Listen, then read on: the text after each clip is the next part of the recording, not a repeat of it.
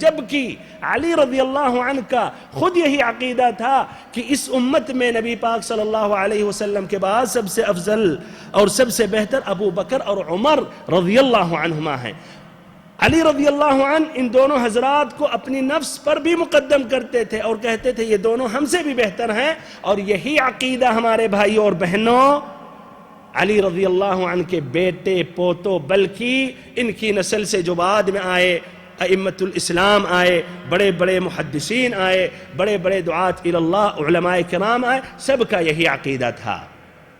صرف 3 حدیثیں یا 3 روایتیں پیش کر رہا ہوں، 2 علی رضی اللہ عنہ کے متعلق اور ایک علی رضی اللہ عنہ کے پوتے علی ابن الحسین ابن علی ابن ابی طالب۔ پہلی روایت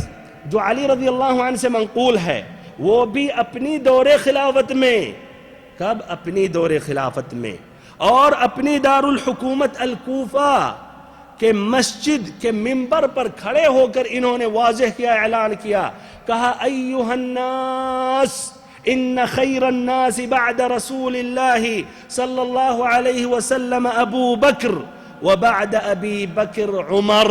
کہ اے لوگو سن لو، اس امت میں نبی پاک صلی اللہ علیہ وسلم کے بعد سب سے بہتر اور سب سے افضل ابو بکر ہیں، اور پھر ابو بکر کے بعد عمر ہیں۔ یہ اپنی دور خلافت میں کہتے تھے، تاکہ ایک رافضی یہ آ کر نہ کہے کہ انہوں نے ابو بکر اور عمر رضی اللہ عنہ کے دور خلافت میں مجبوری میں یا کمزوری کی وجہ سے کہا تھا۔ نہیں، اپنی دور خلافت میں اور اپنی دار الحکومت میں جہاں ان کے اتباع کی تعداد کافی تھی۔ اور بھائیوں یہ بات علی رضی اللہ عنہ سے 70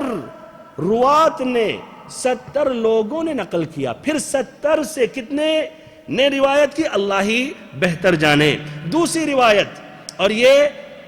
امام بخاری نے اپنی کتاب الصحیح میں روایت کی ہے، علی رضی اللہ عنہ کے بیٹے محمد ابن الحنفیہ نے علی رضی اللہ عنہ سے سوال کیا، کہا من خیر الناس بعد رسول اللہ صلی اللہ علیہ وسلم، کہ نبی صلی اللہ علیہ وسلم کے بعد سب سے بہتر اور سب سے افضل کون ہیں؟ تو علی رضی اللہ عنہ نے کہا ابو بکر۔ تو پھر ان کے صاحبزادے نے پوچھا اور ابو بکر کے بعد کون؟ تو کہا عمر۔